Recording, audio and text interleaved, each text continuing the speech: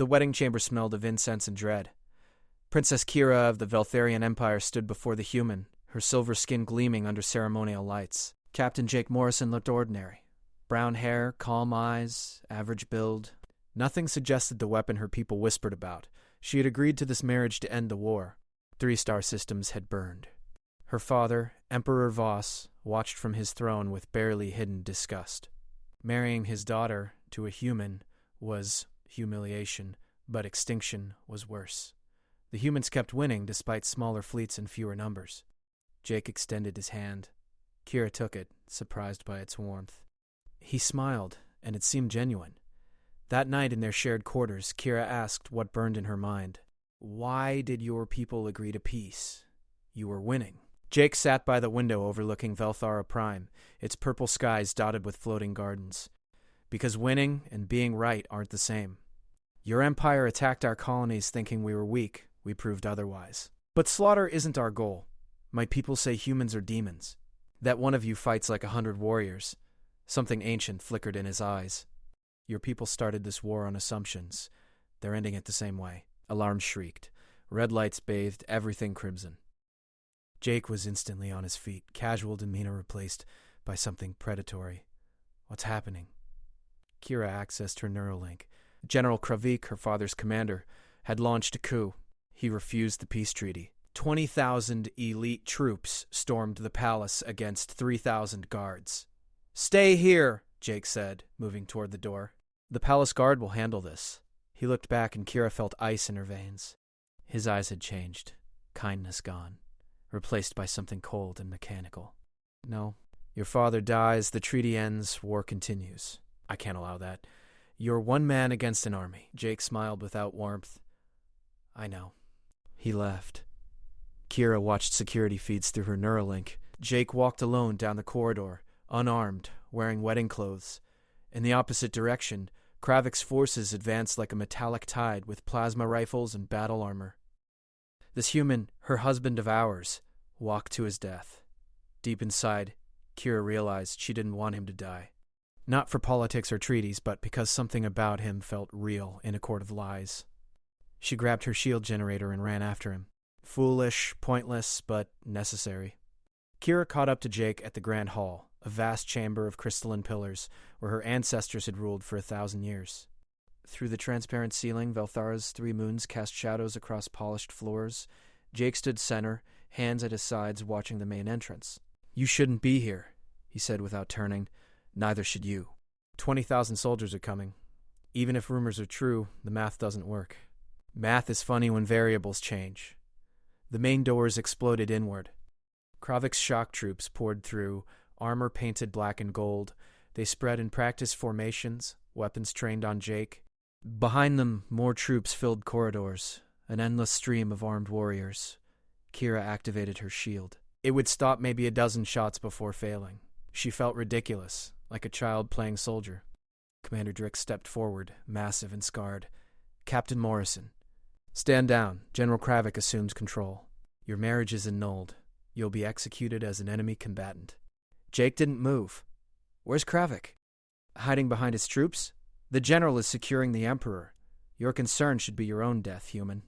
I'm not concerned about dying today, Drix, but you should be. Drix laughed to sound like grinding metal. Kill him. 50 soldiers opened fire simultaneously. Plasma bolts lit the hall, enough firepower to vaporize a tank. Kira screamed, certain she would watch her husband die. Jake moved. It wasn't human movement. Kira had studied human physiology. They were physically unremarkable, slightly above average in endurance, slightly below in strength. What she witnessed defied every metric. Jake became a blur. He covered 30 feet in under a second, twisting between plasma bolts with impossible precision. His hand caught the first soldier's rifle, yanking warrior and weapon forward. The soldier flew through air like a child's toy. Jake spun, using the body as a shield against the next volley. The soldier's armor held for 2 shots before failing. Jake discarded the corpse and surged forward, his fist connected with the next trooper's helmet. Reinforced alloy crumpled like paper. The soldier's head snapped back at angles heads shouldn't bend, dead before hitting ground. Spread formation, Drix shouted. Keep distance. Concentrated fire sectors. Troops adjusted, creating overlapping fields of fire. Textbook tactics. It didn't matter. Jake moved through them like they were standing still.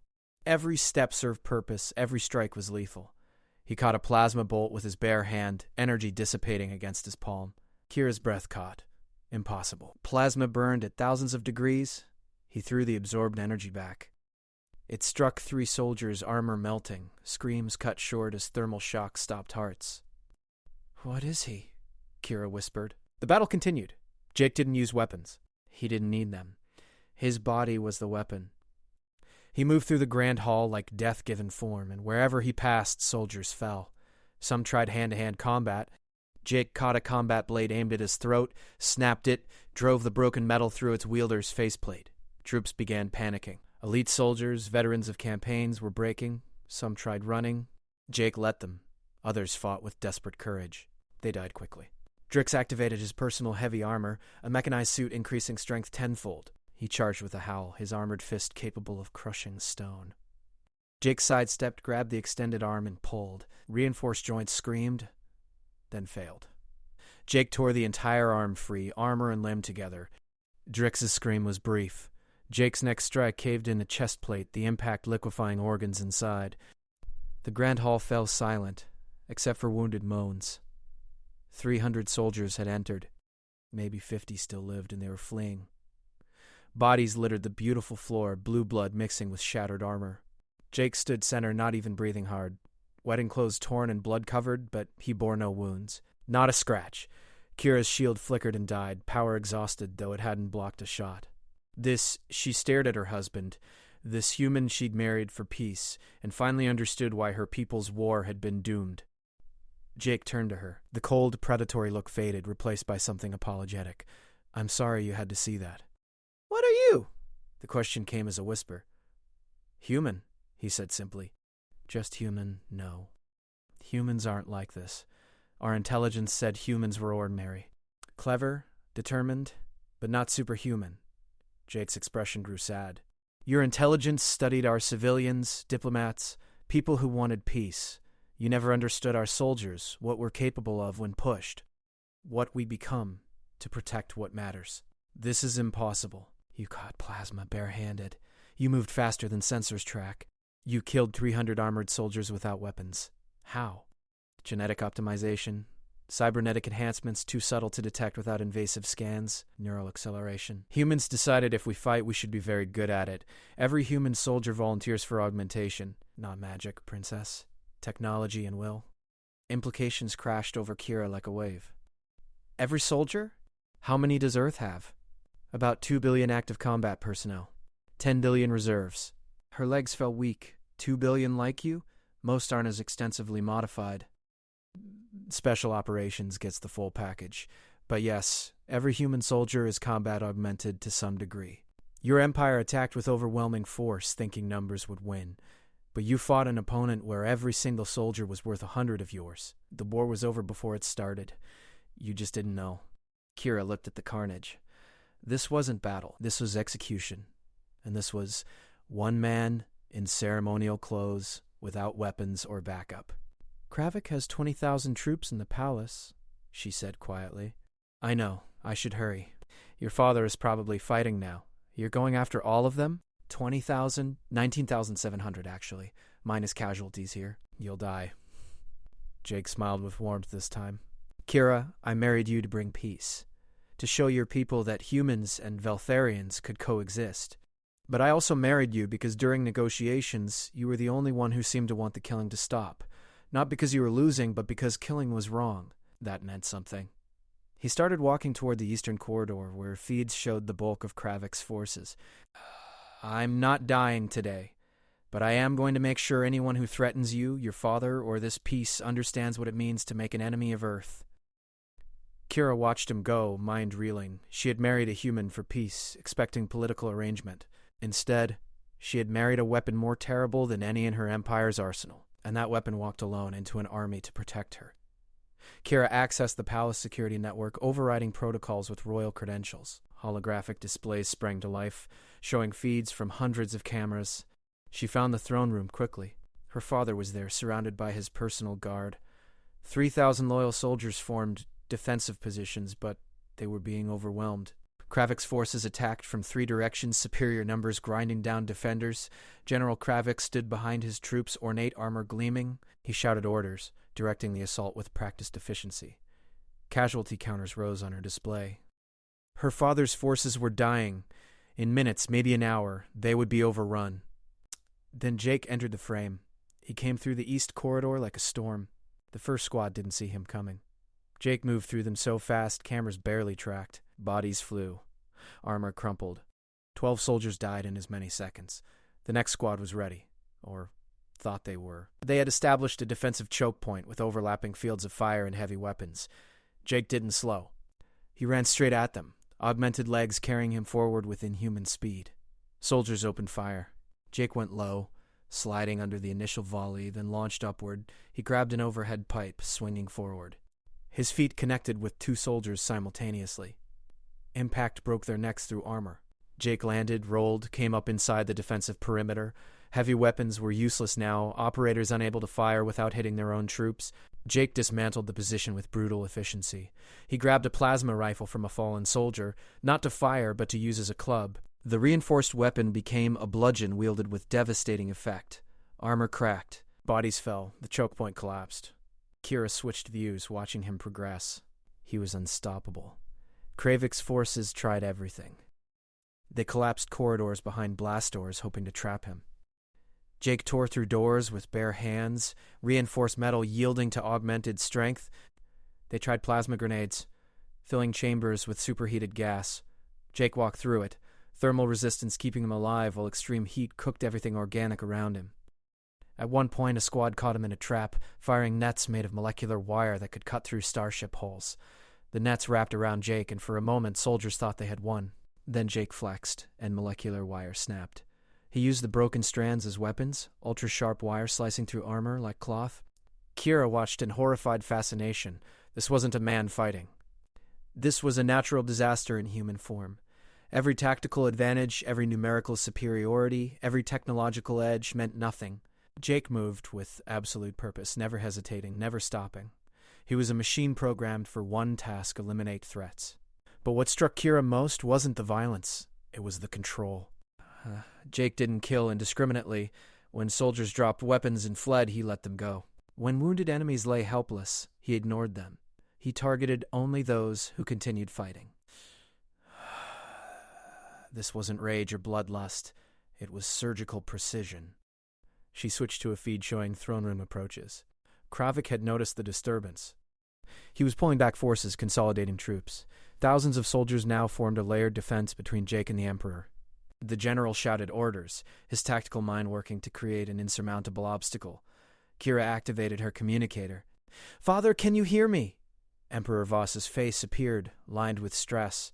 "Kira, are you safe? I'm in the Grand Hall. Jake is coming to you. He's fighting through Kravik's entire army alone." Her father's expression shifted to disbelief. "That's impossible." "We're tracking multiple assault teams hitting Kravik's positions. The tactical feeds show coordinated attacks from at least 5 different vectors." "No, Father, that's one person." "That's my husband." The Emperor stared through the hologram. One person couldn't. The reports show hundreds of casualties, multiple positions collapsing. "Kira, this is coordinated military response. Your husband is human. They're skilled, yes, but he's not an army. Watch your eastern approach," Kira said quietly. "Watch what happens in 30 seconds. She switched her display to show her father what she was seeing. Jake had reached the outer defensive ring. 2,000 soldiers stood between him and the Emperor. They had established a kill zone, a vast chamber with no cover and perfect fields of fire from elevated positions. Military perfection, a position where numerical superiority could be brought to bear completely. Jake stood at the entrance for a moment, surveying the defense. Then he moved. What happened next would be analyzed by strategists for decades. Jake didn't charge straight in. He used architecture, shadows, blind spots that any static defense created. He moved so fast that by the time soldiers rotated to fire, he had already moved. But it wasn't just speed. It was prediction, reading the battlefield like 3-dimensional chess played at superhuman velocity. He reached the first elevated position. 6 soldiers manned heavy plasma cannons. Jake came up behind them from an approach vector tactical planning had deemed impossible. He didn't have time for quiet kills. He struck fast and hard, and the position fell silent. He used the captured plasma cannon, swiveling it to target not soldiers, but support structures of other elevated positions. Heavy weapons fire tore through reinforced supports. Platforms collapsed, sending dozens of soldiers falling. Some survived the fall, most didn't. Kravik screamed orders, trying to adapt, but he fought an enemy operating beyond his frame of reference. His soldiers were trained for conventional warfare, tactics that made sense. Jake was neither conventional nor sensible by those standards. He was a paradigm shift, a warrior from a species that had looked at war and decided to master it so completely that numerical advantage became meaningless. Kira watched her father's face as he witnessed Jake's approach. The Emperor's expression shifted from disbelief to shock to something like fear. This was a human. This was the species they had dismissed as upstart newcomers, primitive beings barely worthy of notice, and one of them tore through elite military forces like they were children. Jake reached the throne room's inner sanctum. Only 500 soldiers remained between him and Kravik, the general's most loyal and skilled troops. They didn't form defensive lines. They attacked, trying to overwhelm him with aggressive assault. It didn't work. Jake met them head-on, and the throne room became a slaughterhouse. Elite troops fought with desperate courage, but courage meant nothing against the reality of what Jake had become. He moved through them like a blade through water, leaving only death. Finally, Jake stood before General Kravik himself. The throne room had gone silent, except for wounded moans. Bodies littered the sacred chamber, floor slick with blue blood. Kravik's 20,000 troops had been reduced to scattered survivors who had fled the palace. The general stared at Jake, his face twisted with rage and disbelief. "You're not human. You're a monster." Jake's expression was tired. "I'm exactly human, General. This is what humanity does to those who threaten us. You started a war because you thought we were weak. You launched this coup because you thought peace was weakness. You were wrong both times." Kravik drew his blade, a beautiful weapon forged from crystallized starlight, a relic passed down through his family for generations. He charged with a warrior's cry, all his skill and strength behind the attack. Jake caught the blade with his hand. The crystallized metal, sharp enough to cut through tank armor, couldn't pierce his augmented palm. He twisted, and the ancient weapon shattered. Kravik stared at the broken hilt, then at Jake, and finally understood the magnitude of his mistake. "The peace stands," Jake said quietly. "The treaty is law. Anyone who threatens it will face me. Do you understand?" Kravik dropped to his knees, not in surrender, but in despair. He had gambled everything on the belief that humanity could be beaten, that their victories were luck or deception. Now he knelt before the truth, and it had destroyed him. Jake turned away from the broken general and walked to where Emperor Voss sat on his throne, surrounded by remaining guards. The Emperor's soldiers tensed, weapons ready, but Voss raised a hand. "Stand down," the Emperor commanded. "He is my son-in-law. He has saved our lives." Jake bowed, a gesture of respect between warriors.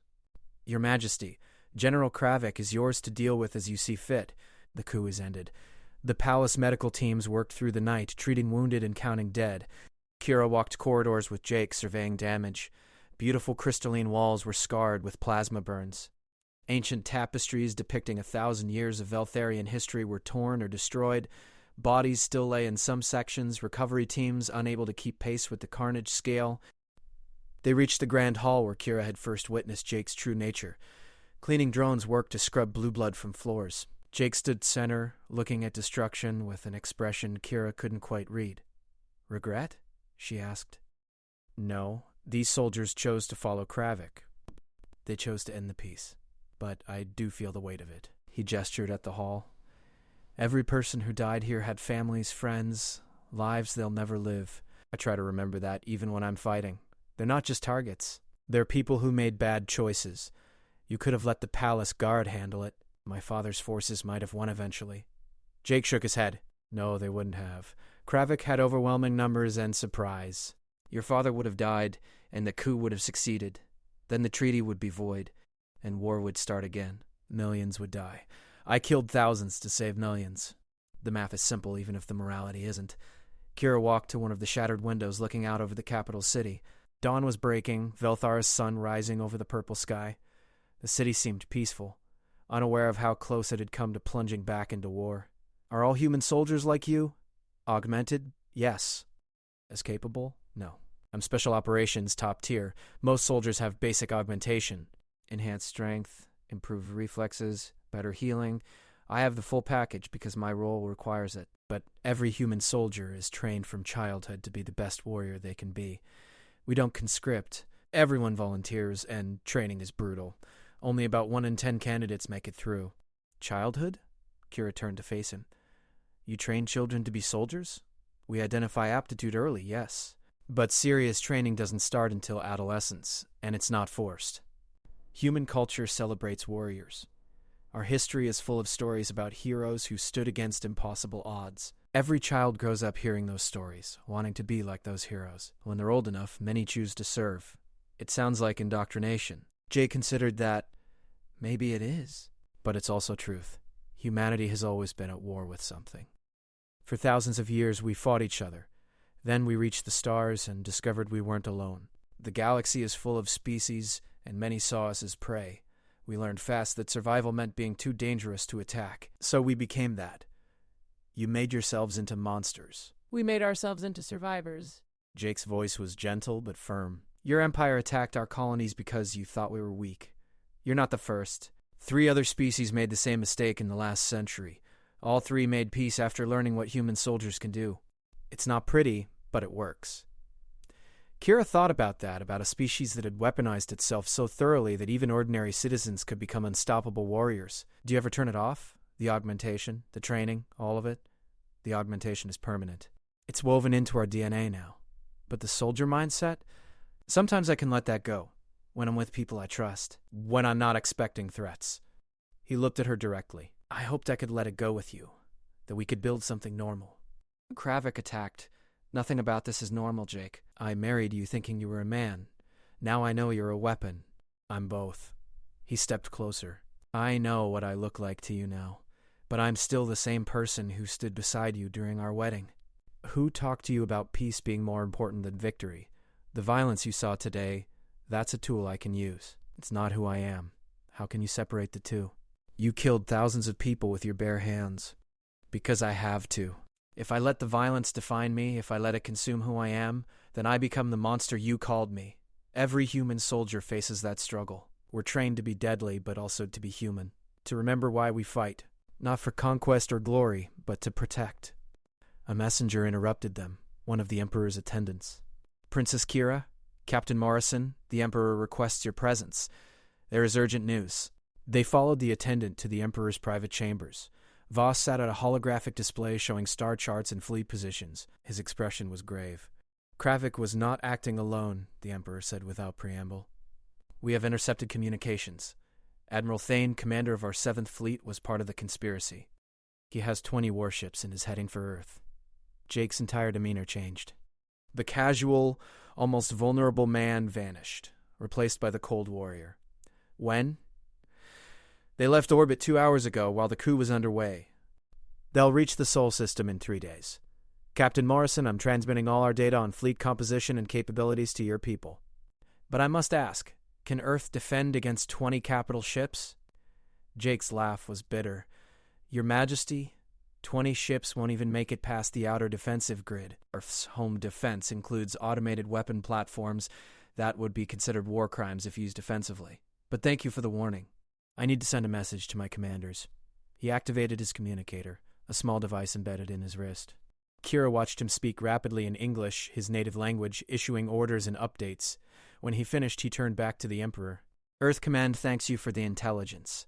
They're moving additional forces to intercept Admiral Thane's fleet well before it reaches Earth. Your empire won't be held responsible for Thane's actions, provided you're willing to issue a formal disavowal. Already done, Voss said. Thane is declared a traitor. Several Aryan forces that encounter him are ordered to render assistance to human ships. The Emperor paused. Captain Morrison, I must ask, your defense of this palace, while impressive, involved a single soldier. Thane commands 20 capital ships with full complements, thousands of troops, hundreds of fighters. How can you be certain Earth can stop him? Because Earth has 500 capital ships in home defense alone, Your Majesty. Because every one of those ships is operated by a crew that's trained to a standard your military can't match.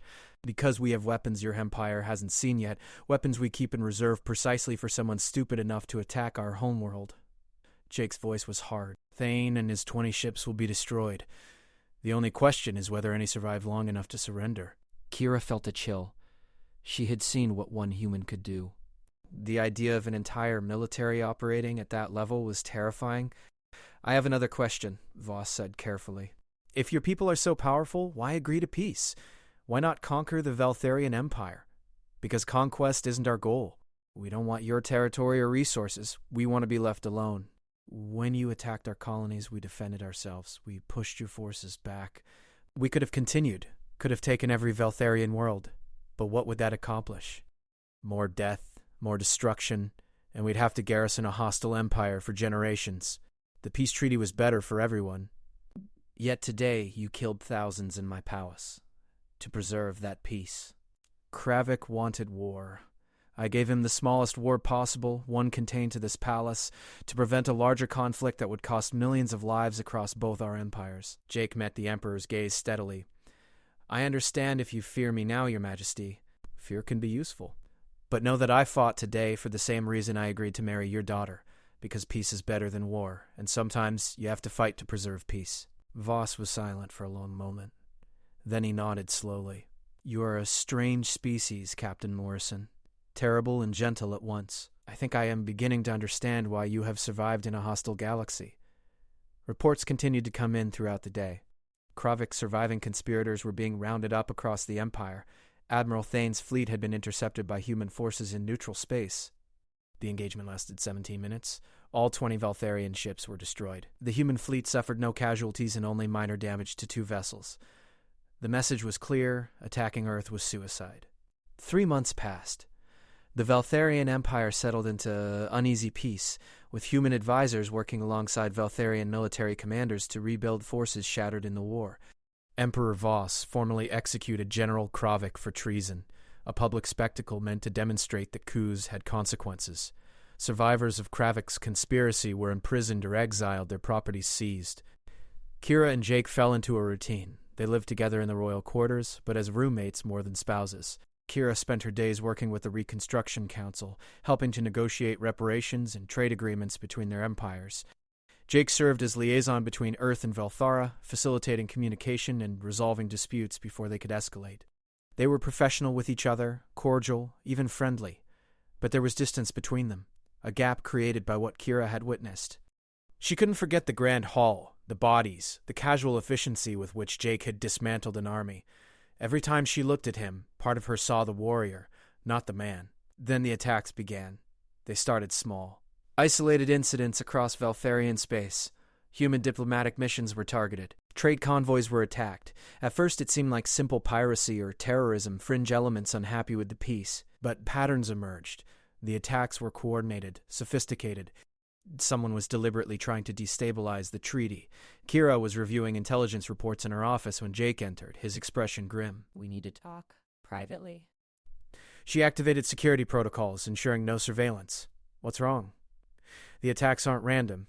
They're being orchestrated by a group called the Purity Movement. Valtharian extremists who believe your species should remain isolated. That contact with humans pollutes your culture. I know about the Purity Movement. They're fringe lunatics. My father's intelligence services have been monitoring them for years. They're not fringe anymore. Our intelligence suggests they have support from elements within your military and aristocracy, people who lost status or wealth because of the peace. The movement is growing, and they're planning something big. Kira felt cold. How big? They've acquired weapons from the black market, not Valtharian tech. These are human weapons stolen from our stockpiles during the war. They're planning to attack the Unity Festival.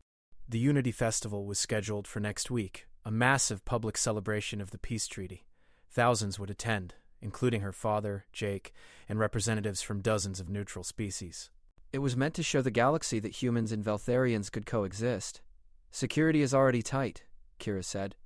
We have scanners, shields, aerial patrols. How could they possibly succeed? Because they have inside help. Someone in Palace Security Command is feeding them information. They know our protocols, our response plans. And human weapons in the hands of fanatics at an event packed with civilians? Jake's expression was haunted. It'll be a massacre. We cancel the festival. Move it. Postpone it. That's admitting defeat. The Purity Movement wins if we're too afraid to hold a peace celebration. It proves their point, that humans and Valtharians can't coexist safely. Kira stood and paced, her mind racing. So what do we do?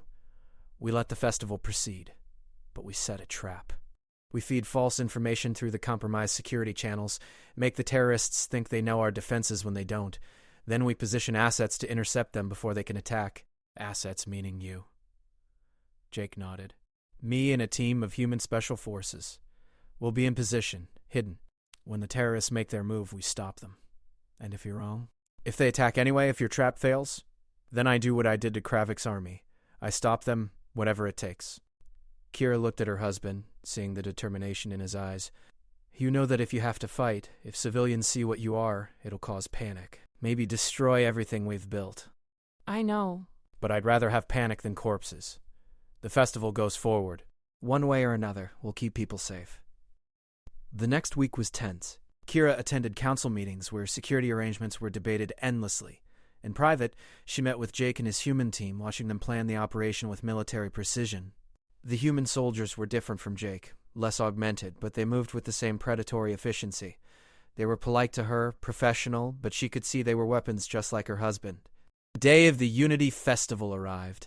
The capital city was transformed, decorated with banners showing both human and Veltharian symbols intertwined. Thousands gathered in the Grand Plaza, a vast open space in the heart of the city. Stages hosted musicians, speakers, performers from both cultures. Food vendors served fusion cuisine. Children played together, human and Veltharian youth mixing without the prejudices of their parents. Kira stood on the royal platform with her father, watching the crowd. It was beautiful, hopeful, everything the piece was supposed to create. Jake was somewhere in the crowd, invisible among thousands, waiting with his team for the attack that intelligence said would come. The attack began at midday. Explosions rocked the northern edge of the plaza. Not human weapons, Kira realized immediately. These were Veltharian plasma charges, meant to cause panic and drive the crowd toward the main stage where the real attack waited. People screamed and ran, the orderly celebration collapsing into chaos. Security forces responded, moving to contain the explosions and evacuate civilians. But they were being herded, Kira saw. The terrorists were pushing everyone toward kill zones, areas where the stolen human weapons could be deployed with maximum effect. Then she saw them. 20 figures in the crowd, dressed as civilians but moving with purpose. They produced weapons, human plasma rifles that should have been destroyed after the war. They moved toward the main stage, toward where her father stood exposed, and began firing into the panicking crowd. People fell. Blue blood spread across the decorated plaza. Screaming intensified. Security forces tried to respond, but they were positioned wrong, caught off guard by the terrorists' real approach vectors. Jake appeared like a ghost. One moment, a terrorist was aiming his rifle at a group of children. The next, Jake was there, the weapon twisted out of the terrorist's hands, the attacker's neck broken. Jake moved to the next target, then the next. His team materialized from the crowd, human soldiers moving with perfect coordination. They engaged the terrorists with precise, lethal force. But there were too many attack vectors. The terrorists had planned well. While Jake's team dealt with obvious threats, 3 attackers broke through toward the royal platform.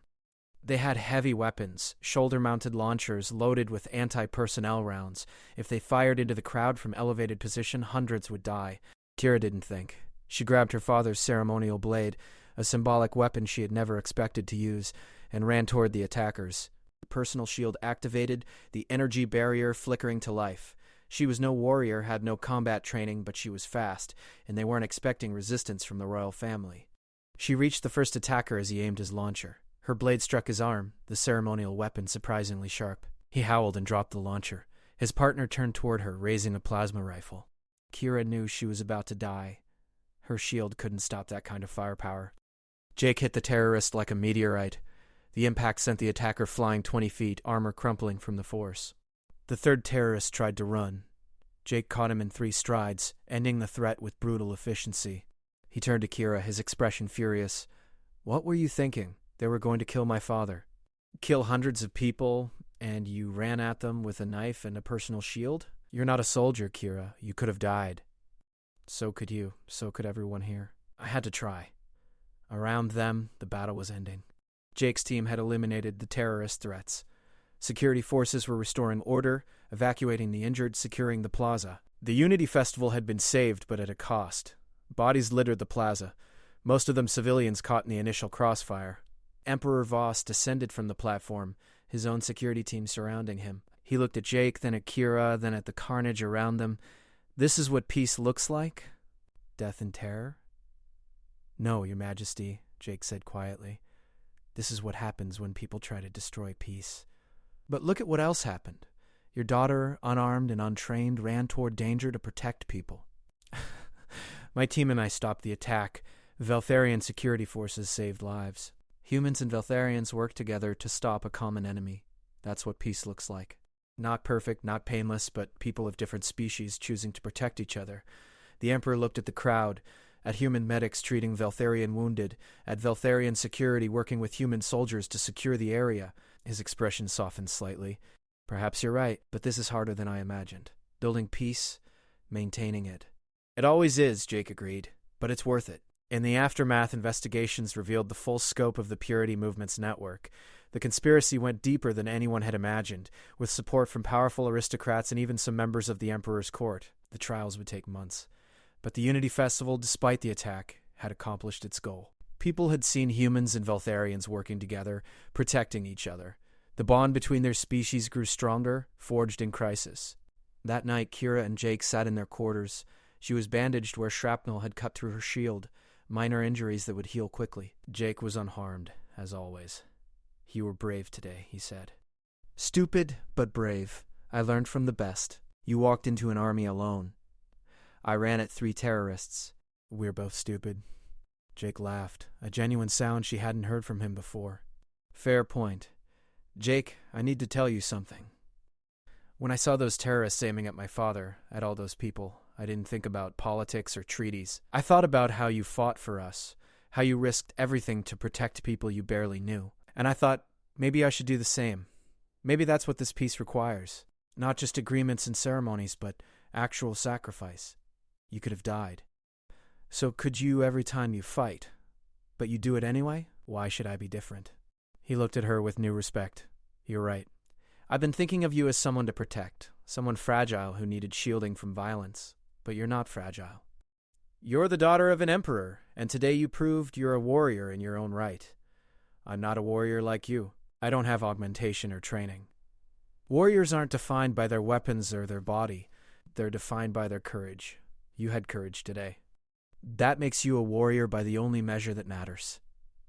Kira felt something shift between them, the distance that had existed since the coup began to close. She moved closer to him. "I'm still afraid of you sometimes, of what you can do." "That's fair. I'm pretty scary. But I'm also grateful, and maybe starting to understand you. You're dangerous because you choose to be, because that's what protecting people requires. But you're also gentle because you choose that too. Both are real, yes. And you're beginning to see that the two aren't contradictions. They're both parts of being human." "Tell me about Earth," Kira said. "Not the military bases or fleet yards. Tell me about where you grew up, what it was like before you became a soldier." Jake smiled and began to talk. He told her about Earth's oceans, vast expanses of water that covered most of the planet.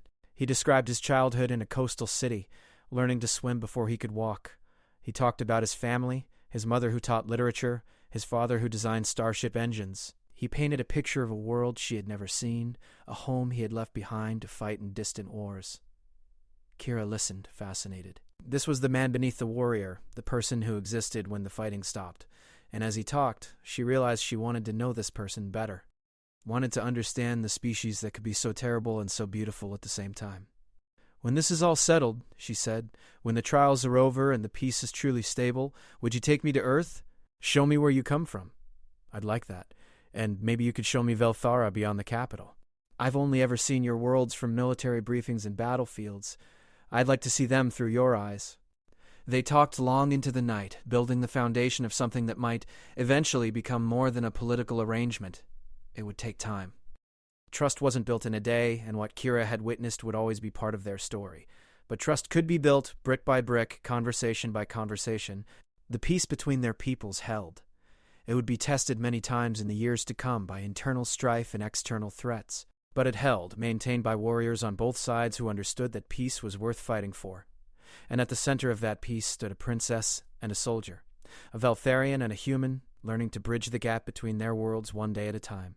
Kira had married a human for peace and watched him crush armies.